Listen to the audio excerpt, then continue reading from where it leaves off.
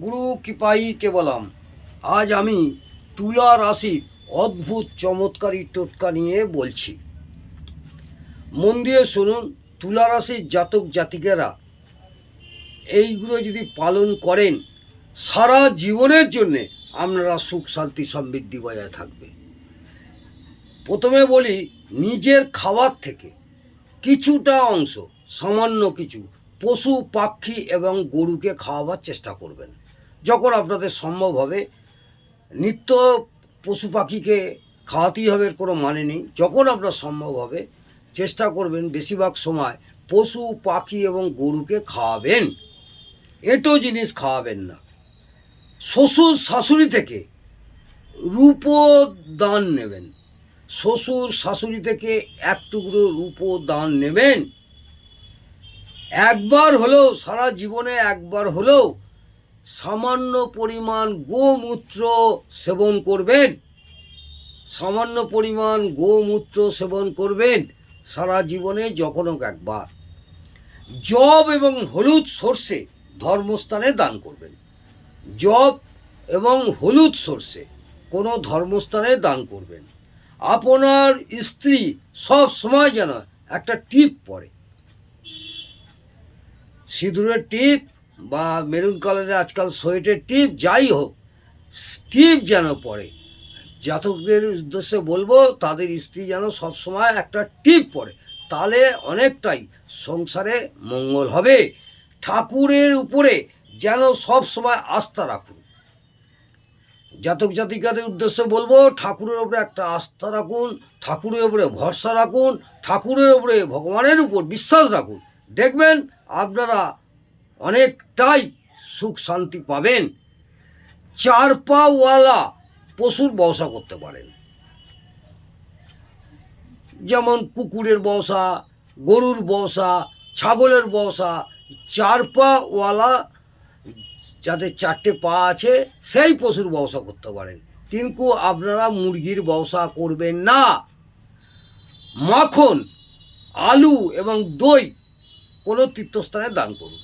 তীর্থস্থানে গরিব ভিখারিদের বা গরিব ছেলেমেয়েদের আপনি মাখন, আলু এবং দই দান করবেন।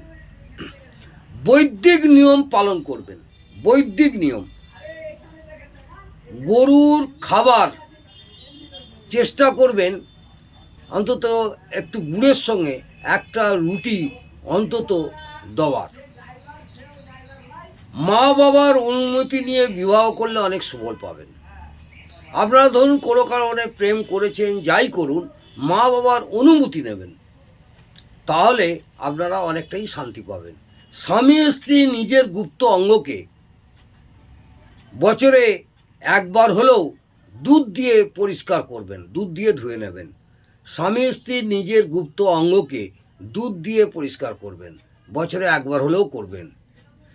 স্ত্রীদের, জাতকদের উদ্দেশ্যে বলছি, তাদের স্ত্রীদের সব সময় সম্মান করবেন।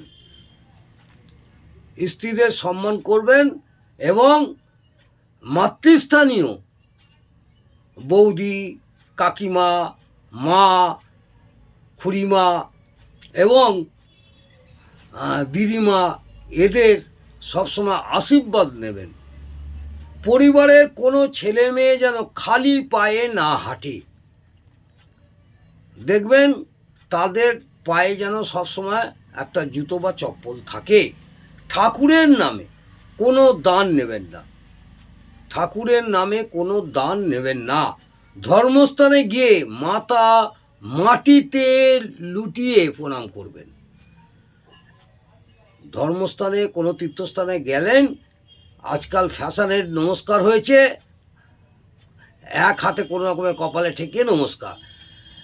আপনারা বিশেষ করে ধর্মস্থানে গিয়ে মাথা মাটিতে লাগিয়ে প্রণাম করবেন।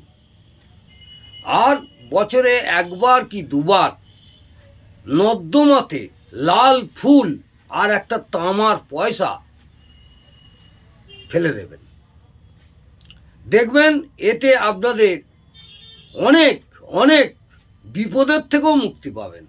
নর্দমা, বড় হাইডেন নর্দমা, সেই সব জায়গায় লাল জবা ফুল বা লাল রঙের যে কোনো ফুল আর একটা তামার পয়সা। যদি কোনো কারণে তামার পয়সা না থাকে তাহলে একটা তামার টুকরো গোল করে কেটে নেবেন, নিয়ে ফেলবেন। বাড়ির ভিতরে বা বাড়ির কোনো একটা জায়গায় রূপো একটু রাখবেন, রূপোর সঙ্গে একটা মধুর শিশি রেখে দেবেন।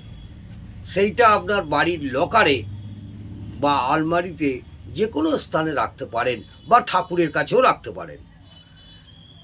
মদ খাওয়া থেকে বিরত থাকুন, মদ্যপান করবেন না, গো মাংস খাবেন না, চেষ্টা করবেন মদ থেকে বিরত থাকার।